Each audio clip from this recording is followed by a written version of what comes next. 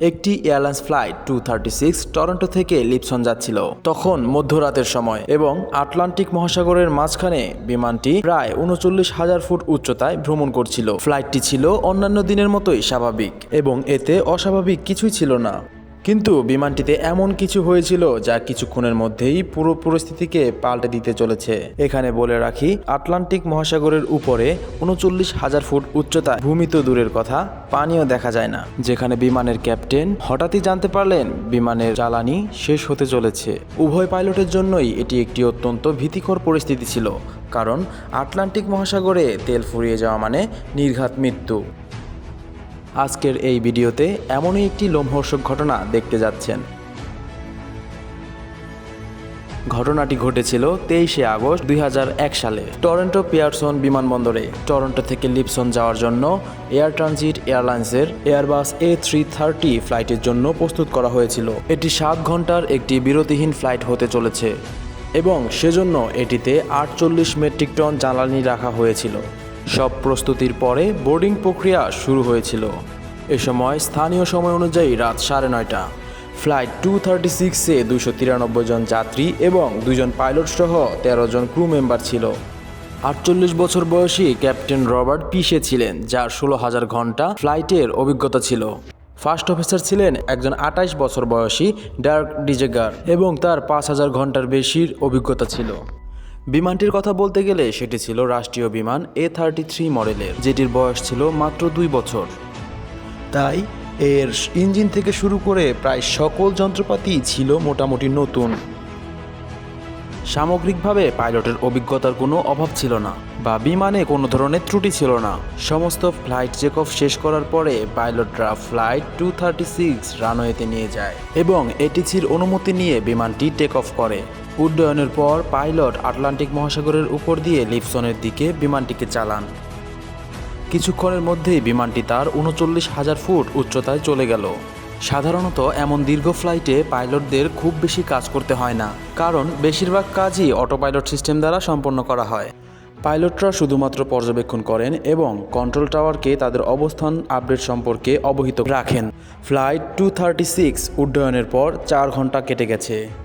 এখন পর্যন্ত ফ্লাইটের সবকিছু স্বাভাবিক ছিল এবং রাত হয়ে যাওয়ায় কেবিনের বেশিরভাগ মানুষ ঘুমাচ্ছিল। বিমানটি আটলান্টিক মহাসাগরের ঠিক কেন্দ্রে পৌঁছেছিল এবং এই মুহূর্তে বিমানটির একটি সমস্যা দেখা দেয়।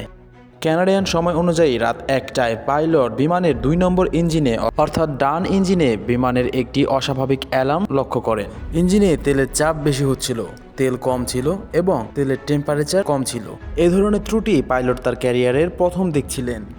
তিনি অবিলম্বে ফ্লাইট ম্যানুয়াল খুললেন এবং এই অদ্ভুত ত্রুটি সম্পর্কে জানার জন্য চেষ্টা করলেন। সাধারণত যখন বিমান চালু থাকে তখন সময়ের সাথে সাথে তেলের তাপমাত্রা বৃদ্ধি পায়, কিন্তু এখানে এটি নিম্ন তাপমাত্রার ইঙ্গিত দিচ্ছে, যা কোনোভাবেই স্বাভাবিক ছিল না।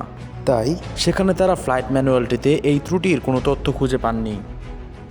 পাইলট কানাডার এয়ার ট্রানজিটের রক্ষণাবেক্ষণ ইউনিটের সাথে যোগাযোগ করেন এবং তাদের ত্রুটি সম্পর্কে অবহিত করেন। দুর্ভাগ্যবশত রক্ষণাবেক্ষণ ইউনিটও এই অস্বাভাবিক ত্রুটি সম্পর্কে জানতেন না। তারা পাইলটকে বলছিলেন এই ত্রুটি পর্যবেক্ষণ করতে। কিছুক্ষণ পর তারা আবারও পাইলটের সাথে যোগাযোগ করবে। বিমানের ডান ইঞ্জিনের ত্রুটিপূর্ণ তেলের রিডিং দেখা দিলেও বিমানে কোনো সমস্যা ছিল না। পাইলটরা এই ভেবে শান্ত হন যে হয়তোবা কোনো ত্রুটিপূর্ণ সেন্সর এই রিডিংগুলো দিচ্ছে। কিন্তু আধা ঘন্টা পর ক্যাপ্টেনের সামনে আরও একটি উপদেশমূলক বার্তা প্রদর্শিত হয় এবং বার্তাটি তেলের সাথে সম্পর্কিত নয়, বরং জ্বালানির সাথে সম্পর্কিত ছিল। বাণিজ্যিক এয়ারলাইন্সের জ্বালানি তাদের ইঞ্জিনে সমানভাবে বিতরণ করা হয়, তবে ফ্লাইট 236-এ এটি পরিলক্ষিত হয় যে বাম দিকের তুলনায় ডান দিকের পাখায় জ্বালানি কম ছিল। সাধারণত এই সমস্যাটিও তেমন গুরুতর নয়, কারণ এই সমস্যাটি ফ্লাইটের সময় ঠিক করা যেতে পারে। সমস্যা সমাধানের জন্য ক্যাপ্টেন বিমানের মাঝখানে ক্রস ফিল্ড ভালভটি খুলে দেয় এবং জ্বালানি বাম উইং থেকে ডান উইংয়ে যাওয়া শুরু করে এবং 1 মিনিটের মধ্যেই উভয় পাখার জ্বালানি সমান হয়ে গিয়েছিল। তার 10 মিনিট পর ক্যাপ্টেন আবার কম জ্বালানির সিগন্যাল পান। এটি এমন একটি সমস্যা ছিল যে কোনো পাইলট এই পরিস্থিতির মুখোমুখি হতে চাইবে না, তাও আবার যাত্রী ভর্তি বিমানে। পাইলট লক্ষ্য করলেন যে ডান উইংয়ের জ্বালানি আবারও কমে গেছে এবং এখন উভয় উইং একত্রিত করার পরেও লিপসনে পৌঁছানোর জন্য পর্যাপ্ত জ্বালানি নেই। এবার ব্যাপারটা গুরুতর হয়ে গেল। আটলান্টিক মহাসাগরের মাঝখানে প্লেনটিকে ডাইভার্ট করার জন্য কোনো বিকল্প ছিল না। বাস্তবে তাদের কাছে একটি বিকল্প ছিল এবং তা হলো এজোর্স আইল্যান্ড। এই আইল্যান্ডে তাইসেরা নামক একটি বিমানবন্দর ছিল। তাই ক্যাপ্টেন প্রথমেই সান্টা মারিয়া এটিসির সাথে যোগাযোগ করেন এবং তাদের জানান যে তারা জ্বালানি সংকটের কারণে এই বিমানবন্দরে জরুরি অবতরণ করতে চাচ্ছেন। কিন্তু পাইলট এখন পর্যন্ত নিশ্চিত নন তিনি এই বিমানবন্দরে পৌঁছতে পারবেন নাকি তাকে সমুদ্রে নামতে হবে। এ সময় বিমানে প্রায় 7 টন অর্থাৎ প্রায় 7,000 কেজি জ্বালানি অবশিষ্ট ছিল।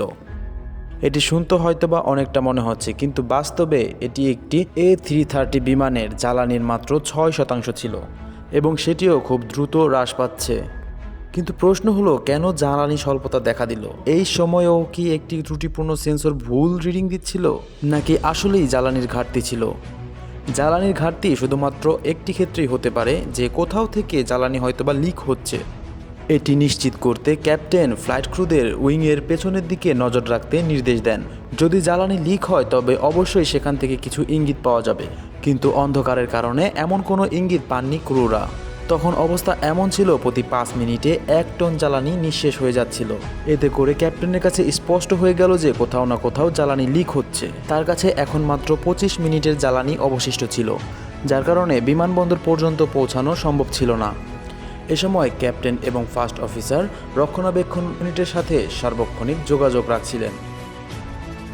রক্ষণাবেক্ষণ ইউনিট জ্বালানির লিকেজ নিশ্চিত করতে ক্যাপ্টেনকে 39,000 ফুট থেকে 20,000 ফুটে নিয়ে যাওয়ার নির্দেশ দেন। কিন্তু ক্যাপ্টেন তা করতে রাজি হননি, কারণ পাইলট বিশ্বাস করেছিলেন যে জ্বালানি লিকেজ নিশ্চিত হলেও বিমানটিকে আবার উপরে নিয়ে যাওয়া সম্ভব হবে না এবং এখনও 39,000 ফিট উচ্চতায় গ্লাইডিং করার বিকল্প রয়েছে। বিমানের ডান ইঞ্জিনে আগুন লাগলে পরবর্তী কয়েক মিনিটে সকল সন্দেহ দূর হয়ে যায়। এই ঘটনার পরে বিমানে বিশৃঙ্খলা দেখা দিল এবং ভয়ের মেঘে ঢেকে গেল পুরো বিমানের যাত্রীরা। বিমানে এখন মাত্র 4.5 টন জ্বালানি এবং একটি মাত্র ইঞ্জিন অবশিষ্ট ছিল। এই একটি ইঞ্জিনে জাহাজটিকে ক্রুজ করা সম্ভব ছিল না এবং এখন ধীরে ধীরে উচ্চতা কমতে শুরু করে। অন্যদিকে বিমানবন্দরে জরুরি অবস্থা ছিল। ফায়ার ট্রাক এবং ইমার্জেন্সি কর্মীরা সব ধরনের পরিস্থিতি মোকাবেলায় তাদের প্রস্তুতি শুরু করেন, যেখানে বিমানটি তখনও বিমানবন্দর থেকে 240 কিলোমিটার দূরে। বিমানে এখন মাত্র 600 কেজি জ্বালানি অবশিষ্ট ছিল। এর মধ্যে যা আশঙ্কা ছিল তাই হয়েছে। বিমানের বাম ইঞ্জিন পুড়ে যায় এবং এখন ফ্লাইট 236 ইঞ্জিন ছাড়াই আটলান্টিক মহাসাগরের উপর দিয়ে গ্লাইডিং শুরু করে, যেখানে ক্যাপ্টেনের 20,000 ফুট উচ্চতায় জাহাজ না নামানোর সিদ্ধান্ত একেবারেই সঠিক প্রমাণিত হয়েছে। উভয় ইঞ্জিন বন্ধ থাকায় বিমানের ভেতর অন্ধকার হয়ে যায়, কারণ ইঞ্জিন বন্ধ থাকার কারণে বিমানের বৈদ্যুতিক ব্যবস্থাও বন্ধ হয়ে যায়।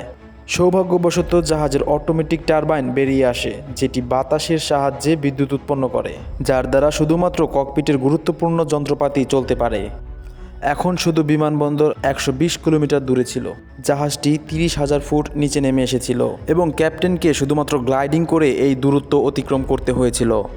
যাত্রী কেবিনে অন্ধকার এবং পিন ড্রপ নীরবতায় একটি ভয়ঙ্কর পরিবেশ তৈরি হয়েছিল, এমন নীরবতা যা সম্ভবত কোনো বিপর্যয়ের ইঙ্গিত দিচ্ছিল।